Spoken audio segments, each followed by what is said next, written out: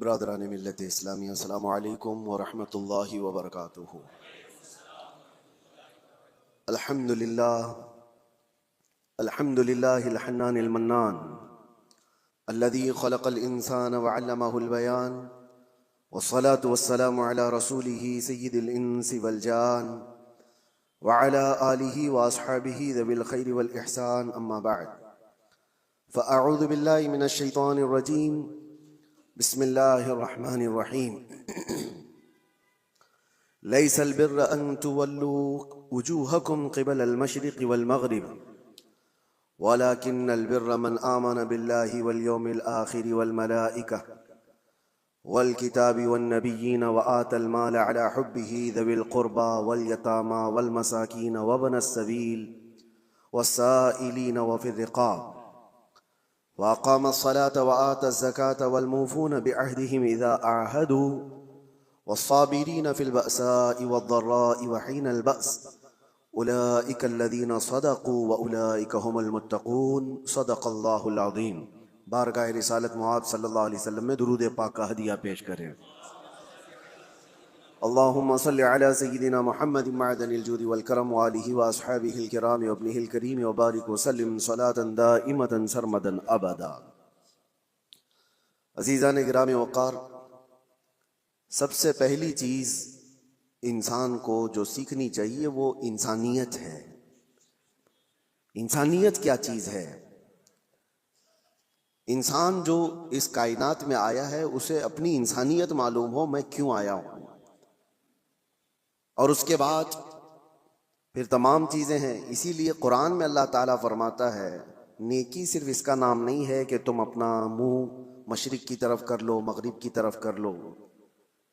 अभी जो आयत मैंने आपके सामने तिलावत की है सूरह बकरा की, रब ताला फरमाता है नेकी सिर्फ इसका नाम नहीं है कि तुम पूरब की तरफ पश्चिम की तरफ अपना चेहरा कर लो, बल्कि नेकी असल ये है कि अल्लाह पर ईमान लाओ, उसके फरिश्तों पर, उसके नबियों पर, और उसके बाद रब ताला फरमाता है अपना माल अल्लाह की मोहब्बत में रिश्तेदारों को, मिस्कीनों को, यतीमों को, मुसाफिरों को दिया करो।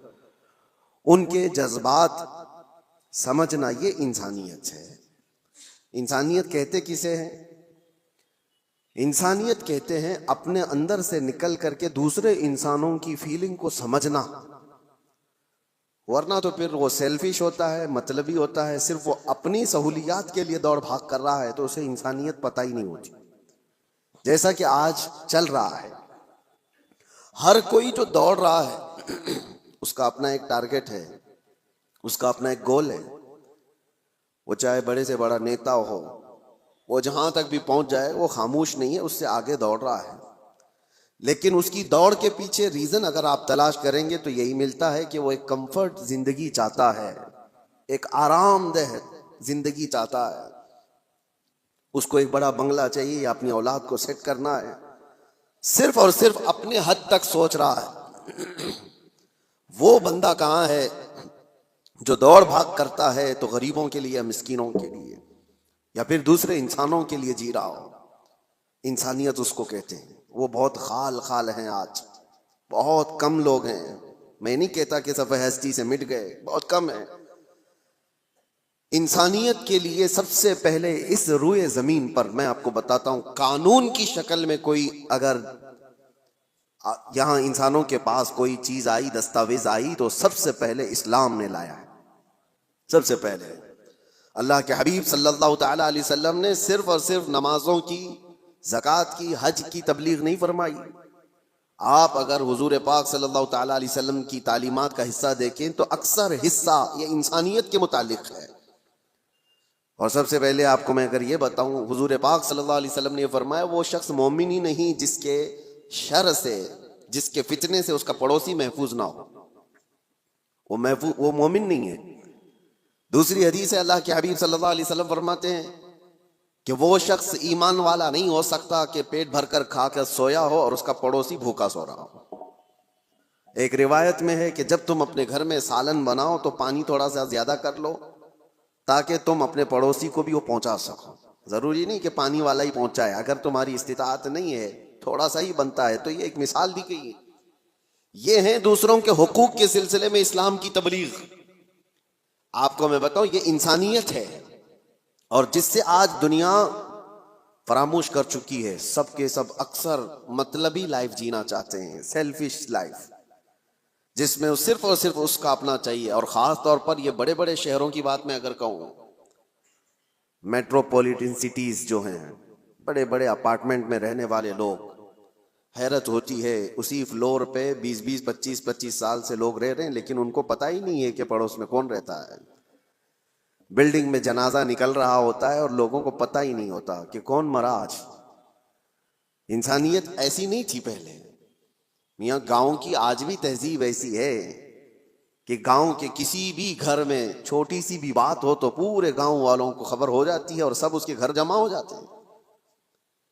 ये शहरों में खास तौर पर जिंदगी इंसानियत से हटती चली जा रही है। सेल्फिश लाइफ जीना चाहता है इंसान, मैं भला मेरी लाइफ भला, बस। बल्कि सारे रिश्ते नाते सब खत्म करके दुनिया इसको पॉश लाइफ कहती है। कुछ ऐसी सोसाइटीज हैं जहां पर गेट भी लगा दिए गए कि लोग आना जाना ना रखें, कोई आ ना सके हमारे घर, और घर ऐसे बनाए जाएं कि ज्यादा तौर पर घर में कोई आकर के रह ना सके। ये सारी इंसानियत से गिरी हुई हरकत है। आओ मुस्तफ़ा करीम सल्लल्लाहु ताला अलैहि वसल्लम के उस मुआशरे में, हुजूर की बारगाह में एक दिन कोई मेहमान आया। अल्लाह के नबी सल्लल्लाहु ताला अलैहि वसल्लम ने फरमाया, कोई है मेरे सहाबा में जो मेरे इस मेहमान की मेहमान नवाजी करे आज? कौन नहीं करता।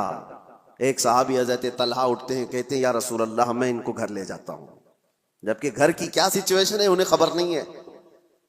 होता है ऐसा ही ना कि घर में खाना है भी कि नहीं है पता नहीं हो तो किसी और को कैसे लेके आएंगे। लेकिन उस सहाबी ने कहा रसूलुल्लाह का मेहमान है, लेकर चलेंगे। जब घर लेकर के आए तो आज की बीवियां नहीं थी जो कोसती कि आने से पहले इत्तला तो कर देते, दूध चाय का इंतजाम तो कर लेती। ये जो आज कोसती हैं ना, वो सहाबिया थी, अपने शोहर से कहती इत्तेफाक ऐसा है कि आज हमारे घर में सिर्फ एक आदमी के खाने की भर की चीज मौजूद है। और वो लोग पहले से 3 लोग थे, शोहर बीवी और बेटा। मेहमान एक आया है तो हज़रत तलहा घबराए और कहा सिर्फ एक आदमी खा सकता है और हम 4 लोग हैं, क्या किया जाए? रसूलुल्लाह का मेहमान है। वो सूरत नहीं है कि यहीं से बाहर से मुसाफा करके भेज दिया जाए। सहाबिया खुद कहती हैं, जोजा सहाबी की कहती हैं, आप घबराएं मत, बच्चे को मैं थपक करके सुला दूंगी किसी तरह, रात को वो सो जाएगा और जब आप दस्तरखान पर बैठे मैं खाना ला करके पेश कर दूंगी और चिराग गुल कर देना। देखिए आप, चिराग जो रोशनी दे रहा है उसको गुल कर देना। और वो सहाबी कहते हैं, हाँ ठीक है, मैं सिर्फ और सिर्फ चबाने की आवाज करता रहूंगा और मेहमान रसूल पेट भरकर खा लेगा। ये घर की मिजाज मैं आपको बता रहा हूं। खाना रखा गया और जैसे ही खाना आया चिराग गुल हो गया और मेहमान को कहा गया कि आप खाते रहो, चिराग जलने तक वक्त लग जाएगा। और ये सहाबी सिर्फ और सिर्फ अपना मुंह चलाते रहे ताकि मेहमान को लगे कि मैं भी खा रहा हूं। एक लुकमा भी नहीं खाया, बल्कि पूरा उस मेहमान को खाने दिया। जब पेट भर कर वो खा लिए तो तीनों घर के अफराद भूखे सोए रहे और अल्लाह के नबी का ये मेहमान जो उनके घर का भी मेहमान था पेट भर कर खाया और सोया। सुबह फजर में ये सहाबी उठ करके हुजूर पाक सल्लल्लाहु ताला अलैहि वसल्लम के दरबार में हाजिर हैं, मस्जिद में आए हैं। इससे पहले कि वो आते मेरे आका मुस्कुराकर इस्तकबाल के लिए खड़े हैं और फरमाते हैं, तलहा तुमने क्या मेहमान नवाजी की कि अल्लाह ताला सलाम भेज रहा है। क्या मेहमान नवाजी की कि फरिश्ते इस पर रश्क करते हैं। अजीजान गिराम वक़ार, ये इंसानियत थी जो रसूलुल्लाह सल्लल्लाहु ताला अलैहि वसल्लम ने मुआशरे में सिर्फ और सिर्फ फैलाया नहीं, पिलाया था। पिलाया था। जंग मौता का वो वाकया अक्सर बयान भी होता है कि एक जंग ऐसी भी आई कि जिसमें एक सहाबी, वो कहते हैं, मैं जख्मियों को पानी पिलाता था, जो जख्म खा करके गिर जाए उसको मैं अपने मशकेजे से पानी पिलाता। एक जगह पर एक सहाबी जख्म खाकर गिर गए और उनका आखिरी वक्त लग रहा था। मैं पानी लेकर उनके पास गया, वो अल आतश कह रहे थे, प्यास प्यास। मगर जब करीब पहुंचा तो किसी और जख्मी की आवाज आई तो इस सहाबी ने कहा, मेरे उस भाई को पहले पिला दो, तुम्हारे पास पानी थोड़ा सा है उसको पिला दो। ये सहाबी कहते हैं, मैं दूसरे के पास गया तो एक तीसरे की आवाज आई, दूसरे ने भी कहा कि जाओ मुझसे पहले उसको पिला दो। तीसरे के पास गया तो वहां जाते वक्त ये सहाबी कहते हैं उनका इंतकाल हो गया, वो पी ना पाया। मैं पलट करके आया कि इन दोनों को पिला दूं, तो वापस आकर देखा तो इन दोनों की भी जान जा चुकी थी। एक दूसरे के लिए उन्होंने पानी तक नहीं पिया। यह मुआशरा था इस्लाम का। और रसूलुल्लाह सल्लल्लाहु तआला अलैहि वसल्लम ने जो इंसानियत के आला अक़दार अपने सहाबा में पैदा किए थे, मेरे अजीजों, बयान करना यह आसान है, इसको प्रैक्टिकल अपनी लाइफ में लेके आने की कोशिश करें, अपनी जिंदगियों में इसको लेकर के आए। इंसानियत वो नहीं है कि जो आज लोग समझते हैं घर में खाना बना था और उसके बाद बच गया तो हम दूसरों का भी ख्याल करते हैं। तुम अपना कचरा किसी और में डम करना चाह रहे हो, ख्याल नहीं कर रहे हो।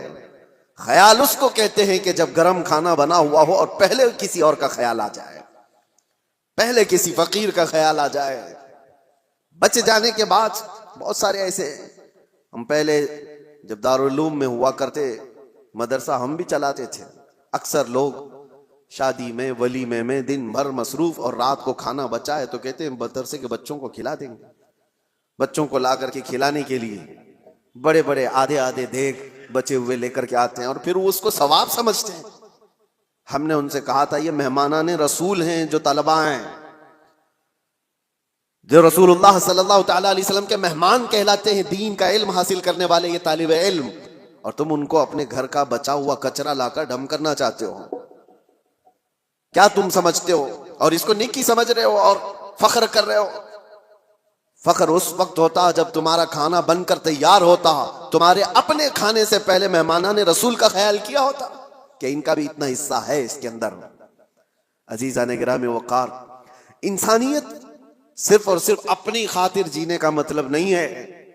इंसान जिए तो अल्लाह तबारक व तआला की इस मखलूक के लिए, और इसीलिए अल्लाह के हबीब सल्लल्लाहु तआला अलैहि वसल्लम की वो हदीस में आपको सुना दूं ताकि जिंदगी जीने का आपको सलीका मिले। हुजूर अकरम सल्लल्लाहु तआला अलैहि वसल्लम फरमाते हैं, मन नफ़्फ़सा कुर्बत अखीही नफ़्फ़सल्लाहु कुर्बतहु यौमल क़ियामह।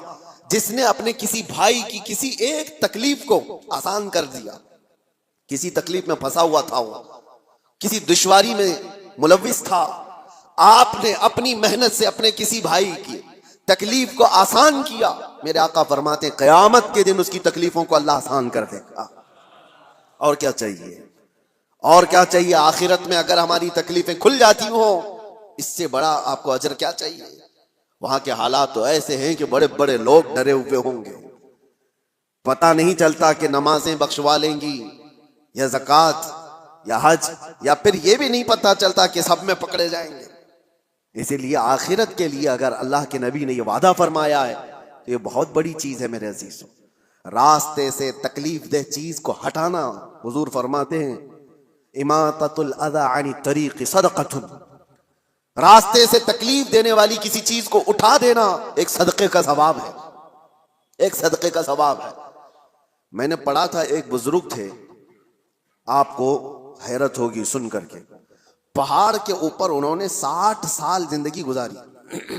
60 साल किस काम के लिए जानते हैं आप सोचते होंगे गोशा नशीन, अक्सर जो बड़े बुजुर्गान दीन का सुनते हैं हम कि वो इबादत के लिए मखलूक से दूर चले जाते। नहीं, इस बुजुर्ग की हैरत की बात है, वो 60 साल तक पहाड़ के ऊपर एक रास्ते पर जिंदगी गुजारते रहे।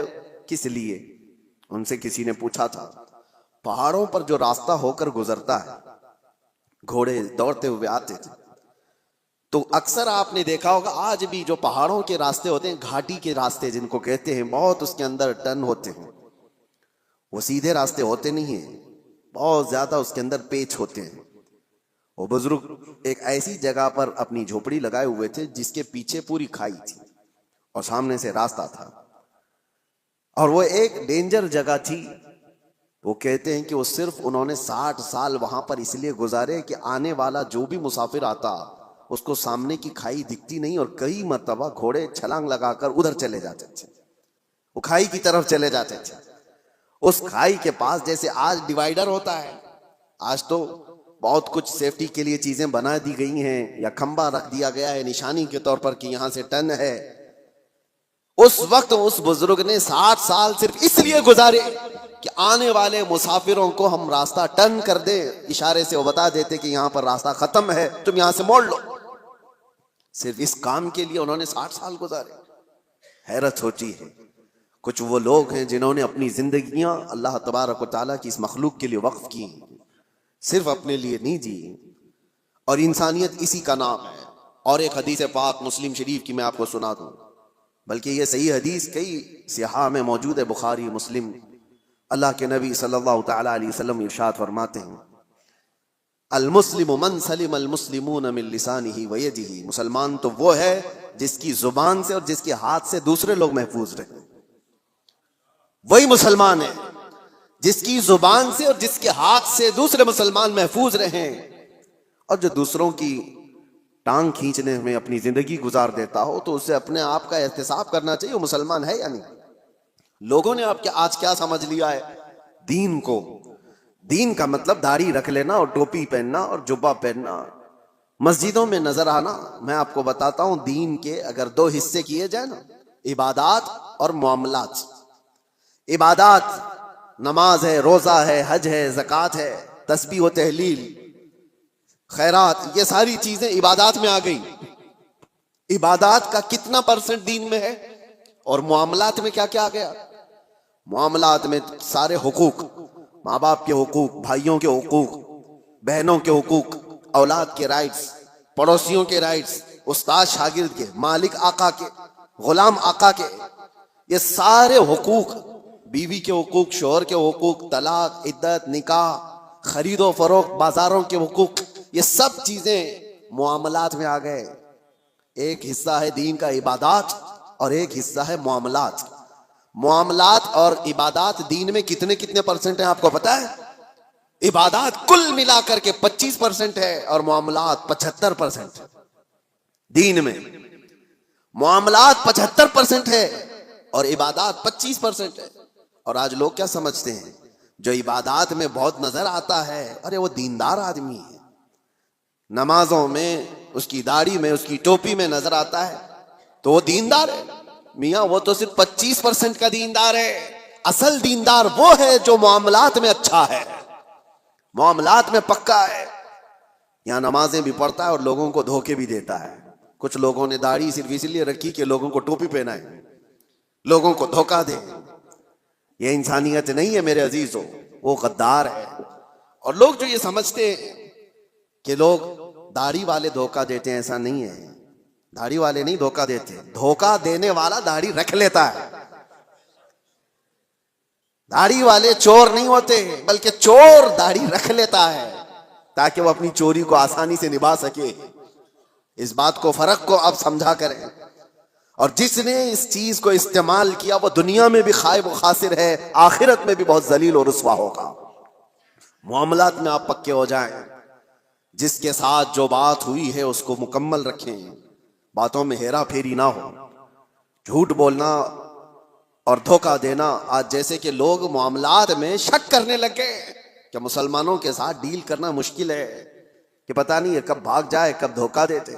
नहीं मेरे अजीजों, अल्लाह के नबी सल्लल्लाहु तआला अलैहि वसल्लम ने वो मुआशरा बनाया था जहां लोग फख्र करते थे मुसलमानों के साथ तिजारत करने में, इसलिए कि धोखा इस्लाम में जायज नहीं। और एक बात मैं आपको बता दूं, लोगों ने ये महसूस कर लिया है कि सिर्फ मुसलमान को धोखा नहीं देना चाहिए, गैर मुस्लिम को दे सकते हैं। इस्लाम किसी भी इंसान को धोखा देने की इजाजत नहीं देता, चाहे वो हिंदू हो, क्रिश्चियन हो, यहूदी हो, किसी भी। गिश जिसको कहते हैं, धोखा इस्लाम में जायज ही नहीं। किसी साहब ने हमसे कहा था कि बगैर टिकट के मैं सफर कर लेता हूं। कहा क्यों? कहा वो हमारी थोड़ी ना है, वो तो उनकी है, हुकूमत इसकी है, और वो तो लूट के खा ही रहे हैं। मेरे अजीजों, चोर अगर चोरी कर रहा है तो तू बराबर की चोरी करेगा, किसी की भी हो, ये जायज नहीं है।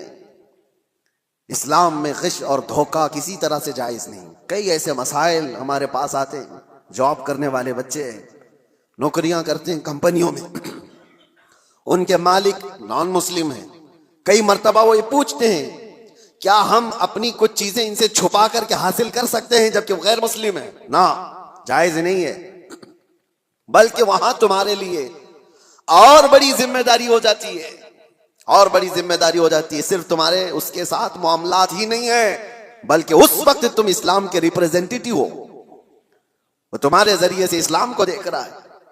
इंग्लैंड में एक मसला ऐसा पेश आया था, बस का एक कंडक्टर टिकट देते देते अठन्नी, जिसको वहां पर पेनी कहा जाए, हाफ पाउंड, हमारे यहाँ की अठन्नी जिस तरह से हो, 1 रुपये के 2 हिस्से, हाफ पाउंड एक बंदे को ज्यादा दे दिया उसने टिकट में, टिकट के बचत में वापस। और उसके बाद हो सकता है गलती से इस तरह पैसे आ जाते हैं, वो मुसलमान था, उसने रख लिया और उसको पता भी है कि मेरे पास हाफ पाउंड ज्यादा आया है, वो रख लिया। सफर तकरीबन 1 घंटे का था। कई मर्तबा वो बंदा सोचता भी रहा कि हाफ पाउंड वापस कर दूं। फिर उसने दिल में ये सोचा, हाफ पाउंड से इसका होने वाला क्या है, ये तो अच्छी सैलरी वाला है, हाफ पाउंड से इसका क्या भला होने वाला है, मेरे पास रह गया तो कौन सी बड़ी बात, रखा रहा। लेकिन मेरे अजीजों, एक बात मैं आपको ये भी बताता हूं, बुजुर्गों ने फरमाया जिसको हलाल खाने की आदत हो, अगर गलती से कहीं हराम लुकमा उसके पास आ जाता है तो गैब से अल्लाह ताला उसकी हिफाजत का इंतजाम करता है। हाँ, ये बात याद रखना, आप हलाल खाने के आदी हैं, कभी हराम लुकमा आपके पास आ गया तो आपके हाथों में कपकपी आ जाए या आपके मुंह में मतली आने लग जाए, अल्लाह हिफाजत फरमाता है, कोई जरिया पैदा करता है। वो बंदा है 1 घंटे के सफर में कश्मकश में था, आखिर में उतरने से पहले उसने सोच लिया, हाफ पाउंड से उसका कुछ नहीं होता तो मेरा कौन सा होता है, मैं क्यों रखूं, मेरे लिए कहां हलाल है। ले जाकर के उस कंडक्टर से उसने कहा कि ये आपने मुझे टिकट से वापस देने के वक्त ज्यादा दिया था, ये आपके पैसे ले लीजिए। उसने रख लिया। कंडक्टर ने कहा, गलती से नहीं दिया था, जानबूझ के दिया था, गलती से नहीं दिया था, मैं जानता हूं तू मुसलमान है और मैं पिछले कई सालों से इस्लाम को पढ़ रहा हूं, उसकी अमानतों को पढ़ रहा हूं, और आज मैं देखना चाहता था क्या इस्लाम का वो असर आज भी बाकी है, तूने वापस करके अपने इस्लाम का वो असर मुझे दिखा दिया।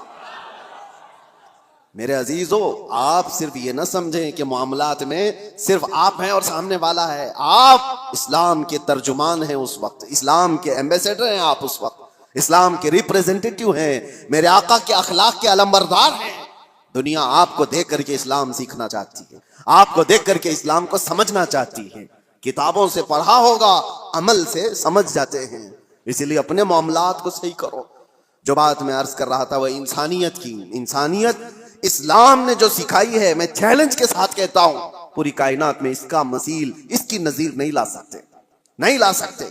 अल्लाह के नबी सल्लल्लाहु तआला अलैहि वसल्लम ने इंसानों के एहतराम के लिए ही तो बयान फरमाया। उस मक्का में जहां बेटियों को मार दिया जाता था, लड़कियों को दफन कर दिया जाता था, अल्लाह के रसूल सल्लल्लाहु तआला अलैहि वसल्लम ने वो इनकलाब नहीं पेश किया कि एक बेटी भी अगर तुमने पाल करके उसकी शादी कर दी, हुजूर फरमाते मेरी शफात उस पर वाजिब, वो जन्नत के लिए मेरे पास आए। बच्चियों के हुकूक को बढ़ाया, माँ और बहनों के हुकूक को मेरे आका सल्लल्लाहु तआला अलैहि वसल्लम ने कैसे बयान फरमाया। पहले बहनों के हुकूक नहीं दिए जाते थे और शरीयत में आज उनका हिस्सा है। बहुत सारे मुसलमान आज मतलब परस्त ऐसे हो गए, माल ज्यादा आ गया, बाप की तरफ से विरासत मिली तो उस पर नाक सांप की तरह बैठ गए अपनी बहनों का हिस्सा मार करके, और वो ये कहते हैं बहनों की तो हमने शादी कर दी थी ना, उसमें तो लाखों खर्चा हुआ था। अरे वो खाना खिलाई हुई चीज को तुम उंगली डाल करके उल्टी करवाना चाहते हो। किसी बहन की शादी करवाना ये विरासत की हिस्सों में से उसको डिडक्ट नहीं किया जाएगा, वो तो तुम्हारा अखलाकी फरीजा था जो तुमने अदा कर दिया, वो तुम्हारी अखलाकी जिम्मेदारी थी जो तुमने अदा किया। बहनों का हिस्सा माँ बाप की विरासत में से जितना कुरान ने बताया है उतना दो, वरना कयामत के दिन एक बालिश्त जमीन के बदले 7 जमीन और आसमान का तौक बनाकर उसके गले में डाला जाएगा, वो उठा नहीं पाएगा और बहुत बड़े अजाब में मुब्तला होगा आखिरत में, बहुत बड़े अजाब में। तुम कितने दिन के लिए हासिल कर रहे हो बहनों के हुकूक मार करके। लोग ये सोचते हैं और वैसे ही बाप जब मरा होता है तुम्हारी भी उम्र 40 के आसपास हो रही होती, अक्सर बच्चे कितने तुम्हारी जिंदगी के 15-20 साल, उन 15-20 सालों में अपनी बहनों के हुकूक लेकर बैठ जाते हो, क्या तुम्हारा हासिल हुआ? आखिरत के अजाब के अलावा। अल्लाह ताला ने कुरान में जो बयान फरमाया उसको पूरा अदा करो। लोग ये समझ बैठे कि जिसका जितना आ जाए वह हमारा है, ये इस्लाम नहीं है। 40 साल तक भी अगर तुम्हारे पास कोई उसका मांगने वाला ना आया तब भी वो माल तुम्हारा नहीं है। हदीस पाक है, मैं आपको सिर्फ और सिर्फ उसकी एक झलक बता दूं। हुजूर पाक सल्लल्लाहु ताला अलैहि वसल्लम ने फरमाया कि बनी इसराइल का एक शख्स, बनी इसराइल में 3 लोग ऐसे थे जो एक पहाड़ की चट्टान खसक आने की वजह से गार में फंस गए।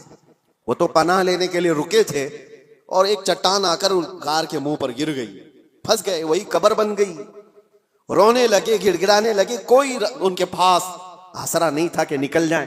तीनों ने यह तय किया कि हम दुआ करते हैं अल्लाह की बारगाह में, हो सकता है अल्लाह तबारक व तआला दुआओं के जरिए से इस पहाड़ की चट्टान को हटा दे। तो तीनों ने कहा अपनी अपनी नेकियां याद करो जो जिंदगियों में की गई थी। ये सही हदीस है, मैं आपको बता रहा हूं कौन सी चीजें अल्लाह की बारगाह में मकबूल हैं। उसमें से एक बंदा अल्लाह की बारगाह में सजदा रेज हुआ। उसने कहा, ऐ अल्लाह तू जानता है मैं उस वक्त तक घर में खाना नहीं खाता था जब तक अपनी माँ को नहीं खिला देता। उसकी बूढ़ी माँ थी। एक रात वो आया और बच्चे भूखे थे। उस वक्त बच्चे बाप से लिपट गए खाने के लिए। वो बंदा कहता है उस वक्त भी जब शिद्दत से मुझे भूख लगी थी मेरे बच्चों को, सबसे पहले मैं अपनी बूढ़ी माँ को चबा करके खिलाया, फिर बच्चों को खिलाया। ऐ रहमान, अगर तुझे ये अदा पसंद आई हो मेरी जिंदगी की तो इस पहाड़ की चट्टान को हटा दे। पहाड़ की चट्टान थोड़ी खसक गई, लेकिन इतनी नहीं कि वो लोग निकल सकते। दूसरे ने सजदा किया और अल्लाह की बारगाह में दुआ किया, ऐ रब्बल आलमीन तू बेहतर जानता है मैं अपने चचा की बेटी का आशिक था और हमारे दरमियान मोहब्बत चलती थी। एक दिन ऐसा आया कि सारे लोग चले गए और हम दोनों तन्हा थे। एक आशिक और माशूका दोनों किसी जगह तन्हा हो जाएं तो शैतान तीसरा आ ही जाता है। दोनों कहते हम गुनाह का पूरा इरादा कर लिए थे, कोई नहीं था, मगर मेरे उस चचेरी बहन ने मुझसे कहा कि डरो अल्लाह देख रहा है, हम तन्हा नहीं हैं। और उस दिन से आज तक ऐ रब्बल आलमीन मैंने अपने जिस्म को गुनाह के धब्बे लगने से बचा रखा है। मौका था गुनाह का मगर तेरे खौफ से मैंने गुनाह नहीं किया। उस नेकी को उसने वसीला बनाया तो चट्टान खसक गई। तीसरा जो बंदा था, जो मुझे बयान करना है आपके सामने, जो मेरे टॉपिक है, जो हमारा आज का उन्वान है, तीसरा बंदा वो कहता है कि ऐ रब्बल आलमीन तू जानता है कि मैं मजदूरों को अपने यहाँ काम के लिए रखता था, काम कराता था, जमीनों का मालिक था। एक मजदूर ऐसा भी आया मेरी जिंदगी में कि उसकी माहाना तनख्वाह दी जानी थी लेकिन उससे पहले वो गायब हो गया। तवज्जो, ये बंदा कहता है अल्लाह मैं उसकी मजदूरी को, उसकी तनख्वाह को रख लिया, चाहता तो खा लेता जैसे सारे सेठ खा बैठते। जितने भी मजदूरों की तनख्वाह है काट ली जाती है छोटी छोटी बातों पर, और जबकि इनको पता नहीं है। मुसलमान अगर हो तो तवज्जो, मेरे आका सल्लल्लाहु अलैहि वसल्लम का फरमान है मजदूर का पसीना सूखने से पहले उसकी मजदूरी अदा कर दो। अल्लाह को ये पसंद है। अब ये बंदा कहता है कि वो मजदूर तनख्वाह लिए बगैर चला गया, मैंने उसकी मजदूरी को लेकर एक बकरी खरीद ली और बकरी को पाला। रब तबारक तआला की बारगाह में वो कह रहा है बकरी को पाला, बकरी ने बच्चे दिए और फिर उसमें बरकत इतनी होती गई, सालों बीत गए, बकरियों से बकरियां, बकरियों से बकरियां इतनी बढ़ गई कि वो रेवड़ हो गया, बल्कि एक मैदान में भी वो भर नहीं पाती थी। मुझे शहर से बाहर जाना पड़ा, शहर से बाहर बहुत बड़ा मैदान उन बकरियों के लिए, एक बकरी से इतनी बकरियां हो गई। और ये भी बात बता दूं, मेरे आका ने फरमाया बकरी में बरकत है, सारे जानवरों में बकरी में अल्लाह ने बरकत रखी है। और इतनी ज्यादा बकरियां हो गई लेकिन उसमें से एक बकरी भी ना उसने बेचा, ना खाया, ना इस्तेमाल किया। कई सालों के बाद वो मजदूर वापस आ जाता है और आकर के उसने अपने आका से कहा कि आपको पता है मैं आपके यहाँ मजदूरी किया करता था, काम करता था, और एक आखिरी वक्त ऐसा आया था कि मैं अपनी मजदूरी लिए बगैर चला गया था। अगर हो सके तो आज मेरी बड़ी मजबूरी है, मैं बहुत बेबस हूं, मेरी वो मजदूरी अगर आपके पास रखी हो तो मुझे दे दीजिए। ये बंदा कहता है मैं उस मजदूर का हाथ पकड़ा और ले जाकर कहा ये सारी बकरियां तेरी मजदूरी की हैं, ये तेरी तनख्वाह है। उसने कहा सेठ साहब क्या मजाक कर रहे हो मेरे साथ, मेरी तनख्वाह इतनी नहीं है कि एक बकरी भी आ सके आज के जमाने में, इतनी सारी बकरियां। वो कहता है जिस वक्त तू अपनी तनख्वाह छोड़ गया था, मैं उस वक्त तेरी रकम से एक बकरी खरीदा और अल्लाह ने उसमें इतनी बरकत अता की। वो बंदा देखता है क्या आप सच कह रहे हो? उसने कहा हाँ सच कह रहा हूं, बकरियां ही नहीं, इसमें से एक बाल भी मेरा नहीं है, सब कुछ तेरा है, बकरियां भी तेरी, रस्सियां भी तेरी। वो बंदा खुशियों के साथ हाँकते हुए वो बकरियां लेकर के जाता है और अल्लाह की बारगाह में कहता है ऐसा बंदा मैंने नहीं देखा जो अपने हुकूक और मामलात में इतना पक्का हो। रब ताला की बारगाह में ये बंदा कहता है अल्लाह ये मैंने खालिस तेरी रजा के लिए किया, तेरे खौफ से किया। रब ताला ने उसकी ये दुआ सुनी। हुजूर फरमाते फौरन वो चट्टान खसक करके निकल चुकी थी। तीनों बाहर आ गए थे। बड़ी बड़ी मुसीबतों में आज भी हम गिरफ्तार हैं। हमारे पास ऐसी कोई चीज है तो रखो और दुआ करो। हमने किसी इंसान के साथ अगर उसकी मुसीबतों में ऐसा सुलूक किया है तो वो भी अल्लाह की बारगाह में आज रखो, देखें मुसीबतें क्यों नहीं दूर होती। हमने तो ऐसी चीजें कहां रखी हैं। इसीलिए मामलात में इस्लाम बहुत ज्यादा ताकीद किया हुआ है। मेरे अजीजों, कुछ लोगों को बातें कड़वी लगती हैं लेकिन यही सही है अजीजों, यही सही है। आज अगर तुम इन हुकूक की पामाली करोगे तो कब्र भी है और आखिरत भी है। मैं उनकी बात नहीं करता जिनका आखिरत का तस्वुर ही नहीं। आपको आखिरत में अल्लाह की बारगाह में खड़ा होना है, हिसाब देना है, इसलिए अपने मामलात को सही रखो। एक लुकमा भी बल्कि एक जनाजा मेरे आका की बारगाह में ऐसा आया था, सहाबा खड़े हैं, सफे लगाए हुए हैं। हुजूर ने पूछा इस मरे हुए आदमी पर किसी का कोई कर्जा बाकी है? जमात में से एक ने कहा या रसूल अल्लाह 2 दिरहम का कर्जा बाकी है। हुजूर पीछे आ जाते हैं और कहते हैं सल्लु अला साहिबिकुम वला उसल्ली अलैहि, तुम चाहो तो अपने इस साथी की जनाजे की नमाज पढ़ लो, मैं नहीं पढ़ने वाला। अल्लाह के नबी ने फरमाया मैं इसकी जनाजे की नमाज नहीं पढ़ूंगा। 2 दिरहम का कर्जा बाकी था बस। हम तो इसको बस कहते हैं ना, थोड़ा सा। अल्लाह के नबी ने फरमाया मैं इसकी नमाज जनाजा नहीं पढ़ूंगा। दूसरे एक सहाबी ने हुजूर की बारगाह में अर्ज किया आका मैं उसकी जमानत लेता हूं। हुजूर ने पूछा कब तक अदा करोगे? उन्होंने कहा मुझे शाम तक का वक्त दिया जाए, इसकी तरफ से जिसका कर्जा बाकी है मैं वादा कर दूंगा। जब उन्होंने ये जमानत ले ली तो अल्लाह के नबी सल्लल्लाहु अलैहि वसल्लम ने नमाज पढ़ाई। ये है इस्लाम। और बड़े बड़े हुकूक की पामाली करने के बाद अगर लोग ये समझते हैं कि मुसलमान होना इसी का नाम है, दाढ़ी हो, टोपी हो, जुब्बा कुब्बा हो, मामलात में अगर गिरा हुआ है तो उसके अंदर इस्लाम की बुबास नहीं आई है, वो ईमान का हिस्सा नहीं रखता है। और आखिर में मैं ये अर्ज करूंगा, साथ ही ये तो मुसलमानों के मामलात थे, आपको मैं बताऊं इंसानियत के लिए, हुकूक के लिए सबसे पहले अभी आज की इस दुनिया में जो एक लाए अमल तैयार किया गया और एक दस्तूर आया ऑस्ट्रिया के वियना शहर में 1993 में पहली ये कॉन्फ्रेंस के अंदर अक़वाम मुत्तहिदा जिसको यूएनए कहा जाता है, जो यूनाइटेड नेशन, तकरीबन 170 कंट्रीज मिल करके ये हुकूक बनाई कि इंसानों पर क्या क्या हुकूक हो सकते हैं, कोई एक दूसरे के हक तलफी ना करे, जंगों के हुकूक। ये सारी चीजें कब बनी है? ये आप फेडरेशन है, इसका नाम है वियना फेडरेशन। इस नाम से ये पूरी दुनिया में आम किया गया।